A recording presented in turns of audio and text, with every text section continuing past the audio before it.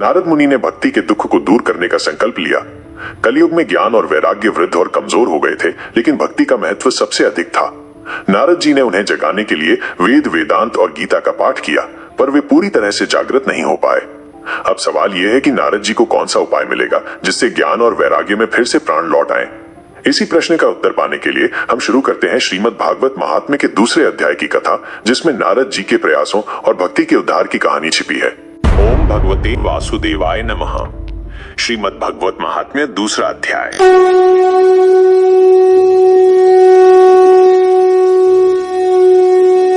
भक्ति का दुख दूर करने के लिए नारद जी का उद्योग।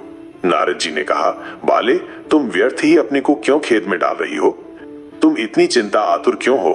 भगवान श्री कृष्ण के चरण कमलों का चिंतन करो, उनकी कृपा से तुम्हारा सारा दुख दूर हो जाएगा। जिन्होंने कौरवों के अत्याचार से द्रौपदी की रक्षा की थी और गोप सुंदरियों को सनाथ किया था, वे श्री कृष्ण कहीं चले थोड़ी ही गए हैं। फिर तुम तो भक्ति हो और सदा उन्हें प्राणों से भी प्यारी हो। तुम्हारे बुलाने पर तो भगवान नीचों के घरों में भी चले जाते हैं। सत्य, त्रेता और द्वापर, इन तीनों युगों में ज्ञान और वैराग्य मुक्ति के साधन थे, लेकिन कलयुग में तो केवल भक्ति ही मोक्ष दिलाती है। ये सोचकर ही परमानंद और ज्ञान स्वरूप श्री हरि ने तुम्हें अपने सत्य रूप से बनाया है। तुम साक्षात श्री कृष्ण की प्रिय और परम सुंदरी हो। एक बार जब तुमने हाथ जोड़कर पूछा था कि मैं क्या करूं, तब भगवान ने तुम्हें यह आज्ञा दी थी कि मेरे भक्तों का पोषण करो। तुमने भगवान की वो आज्ञा मान ली, जिससे श्री हरि बहुत प्रसन्न हुए। तुम्हारी सेवा करने के लिए उन्होंने मुक्ति को तुम्हारी दासी के रूप में और इन ज्ञान वैराग्य को पुत्रों के रूप में दे दिया। तुम अपने साक्षात रूप से वैकुंठ धाम में ही भक्तों का पोषण करती हो। भूलोक में तो तुमने उनकी भलाई के लिए केवल अपनी छाया का रूप धारण कर रखा है। तब तुम मुक्ति, ज्ञान और वैराग्य को साथ लेकर पृथ्वी पर आई और सतयुग से द्वापर तक बड़े आनंद से रहीं। कलयुग में तुम्हारी दासी मुक्ति पाखंड रूपी रोग से पीड़ित होकर कमजोर होने लगी थी, इसलिए वो तुम्हारी आज्ञा से तुरंत वैकुंठ लोक को चली गई। इस लोक में भी वो तुम्हारे स्मरण करने से ही आती है और फिर चली जाती है, लेकिन इन ज्ञान वैराग्य को तुमने पुत्र मानकर अपने पास ही रखा है। फिर भी कलयुग में उनकी उपेक्षा होने के कारण तुम्हारे ये पुत्र उत्साहहीन और वृद्ध हो गए हैं। फिर भी तुम चिंता मत करो, मैं इनके नवजीवन का उपाय सोचता हूँ। हे सुमुखी, कली के समान कोई भी युग नहीं है। इस युग में मैं तुम्हें घर घर में प्रत्येक पुरुष के हृदय में स्थापित कर दूंगा। देखो, अन्य सब धर्मों को दबाकर और भक्ति विषयक महोत्सवों को आगे रखकर यदि मैं लोक में तुम्हारा प्रचार नहीं किया तो मैं श्री हरि का दास नहीं। इस कलियुग में जो जीव तुमसे युक्त होंगे, वह पापी होने पर भी बेखटके भगवान श्री कृष्ण के अभय धाम को प्राप्त होंगे। जिनके हृदय में निरंतर प्रेम रूपी भक्ति निवास करती है, वे शुद्धांतःकरण पुरुष स्वप्न में भी यमराज को नहीं देखते। जिनके हृदय में भक्ति महारानी का निवास है, उन्हें प्रेत, पिशाच, राक्षस या दैत्य आदि स्पर्श करने में भी समर्थ नहीं हो सकते। भगवान तप, वेद अध्ययन, ज्ञान और कर्म आदि किसी भी साधन से वश में नहीं किए जा सकते। वह केवल भक्ति से ही वशीभूत होते हैं। इसमें श्री गोपीजन प्रमाण है। मनुष्यों का सहस्त्रों जन्म के पुण्य प्रताप से भक्ति में अनुराग होता है। कलयुग में केवल भक्ति ही सार है। भक्ति से तो साक्षात श्री कृष्ण चंद्र सामने उपस्थित हो जाते हैं। जो लोग भक्ति से द्रोह करते हैं, वो तीनों लोकों में दुख ही दुख पाते हैं। पूर्व काल में भक्त का तिरस्कार करने वाले दुर्वासा ऋषि को बड़ा कष्ट उठाना पड़ा था। बस व्रत, तीर्थ, योग, यज्ञ और ज्ञान चर्चा आदि बहुत से साधनों की कोई आवश्यकता नहीं है। एकमात्र भक्ति ही मुक्ति देने वाली है।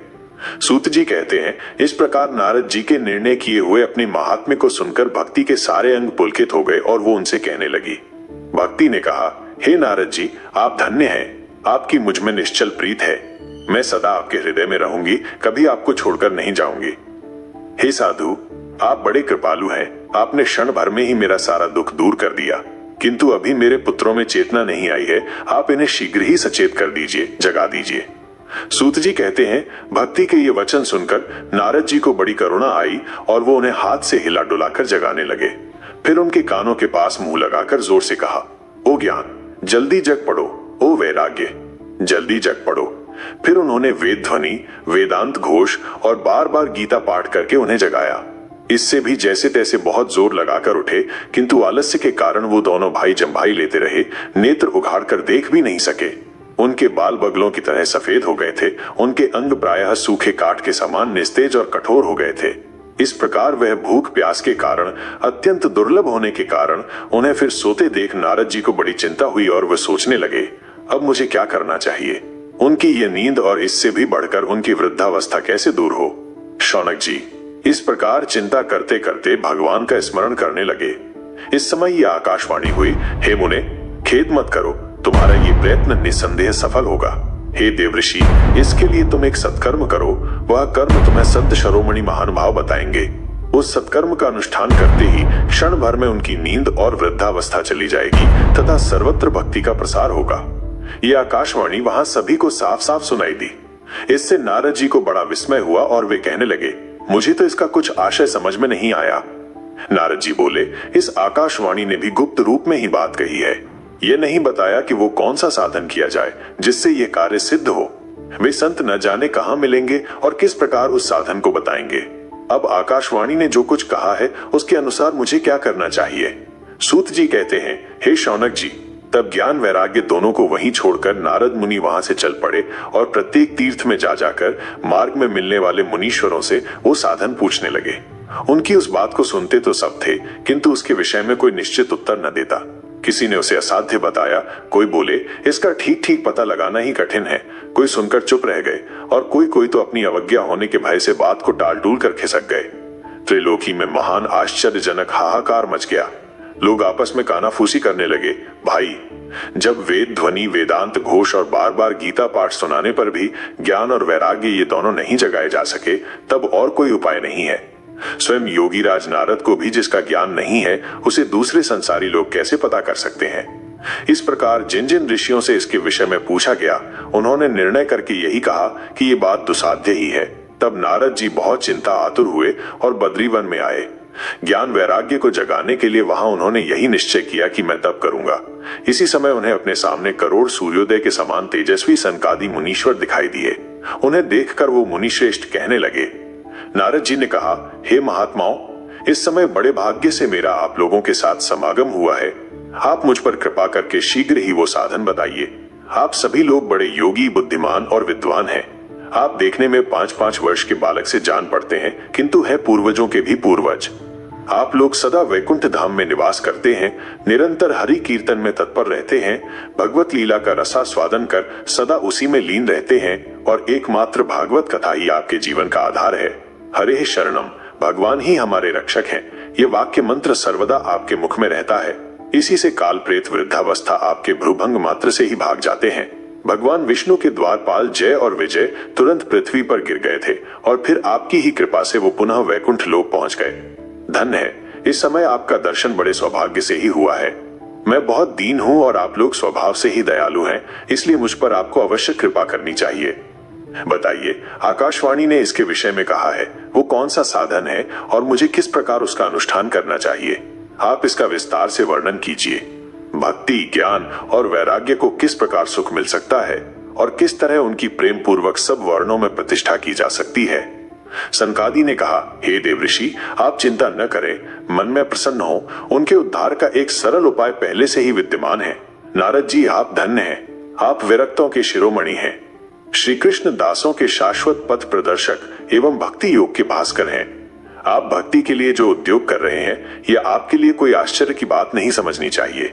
भगवान के भक्त के लिए तो भक्ति की सम्यक स्थापना करना सदा उचित ही है।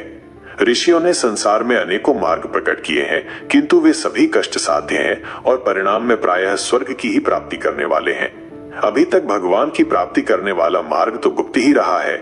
उसका उपदेश करने वाला पुरुष प्रायः भाग्य से ही मिलता है। आपको आकाशवाणी ने जिस सत्कर्म का संकेत किया है उसे हम बतलाते हैं। आप प्रसन्न और समाहित चित्त होकर सुनिए। हे नारद जी, द्रव्य यज्ञ, तपो यज्ञ, योग यज्ञ और स्वाध्याय रूप ज्ञान यज्ञ, ये सब तो स्वर्ग आदि की प्राप्ति कराने वाले कर्म की ही ओर संकेत करते हैं। पंडितों ने ज्ञान यज्ञ को ही सत्कर्म मुक्तिदायक कर्म का सूचक माना है। वह श्रीमद् भागवत का पारायण है, जिसका गान शुकादि महानुभाव ने किया है।